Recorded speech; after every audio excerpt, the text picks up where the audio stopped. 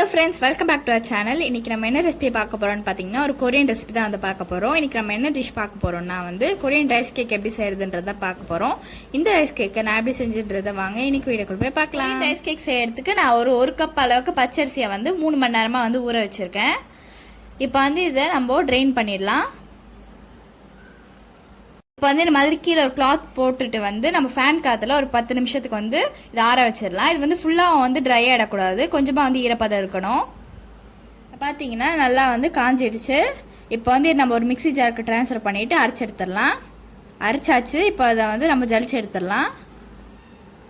அரிசியை வந்து நம்ம அரைச்சிட்டு ஜலிச்சு எடுத்துடலாம்.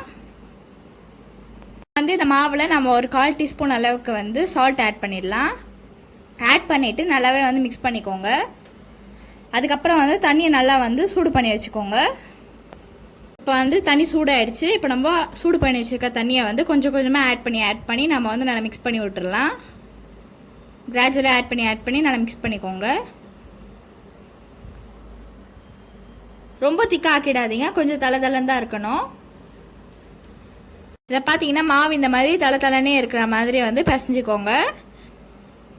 இப்போ வந்து நம்ம இட்லி ஊற்றி வைப்போம் பார்த்தீங்களா, அந்த பிளேட்டில் வந்து நான் மேலே இந்த மாதிரி துணி போட்டு வச்சுருக்கேன். இப்போ நம்ம பிசைஞ்சு வச்சுருக்க மாவை வந்து இந்த மாதிரி நம்ம வச்சிடலாம்.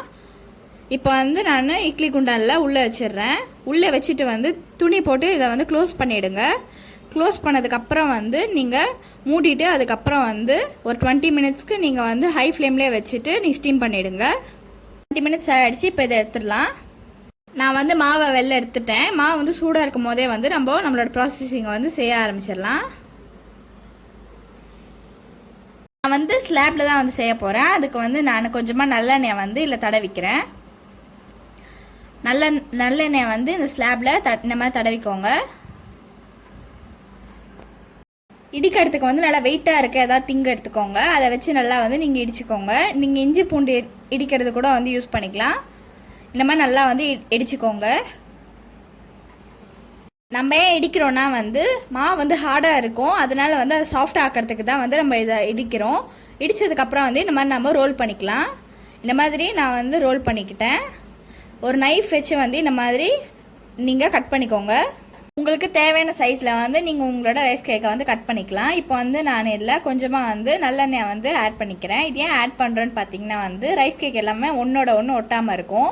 இதை வந்து நீங்கள் ஒரு ஏர்டைட் கண்டெய்னரில் ஸ்டோர் பண்ணி ஒரு 3 டேஸ் கிட்ட வந்து நீங்கள் ஸ்டோர் பண்ணி வச்சுக்கலாம். அதுக்கு மேலே வந்து ஸ்டோர் பண்ணி வச்சு யூஸ் பண்ணாதீங்க. அவள் தான் நம்மளோட ரைஸ் கேக் வந்து ரெடி ஆகிடுச்சு. இந்த ரைஸ் கேக்கை வச்சு டொபுக்கி எப்படி செய்யறதுன்றதை நான் நெக்ஸ்ட் வீடியோவில் வந்து அப்லோட் பண்ணுறேன். இந்த கொரியன் ரைஸ் கேக்கை நீங்கள் உங்கள் வீட்டில் ட்ரை பண்ணி பாருங்கள். மறக்காமல் உங்களோட ஃபீட்பேக்கை கமெண்ட் செக்ஷனில் சொல்லிவிடுங்க. இன்னொரு வீடியோவை சந்திக்கலாம். Bye friends.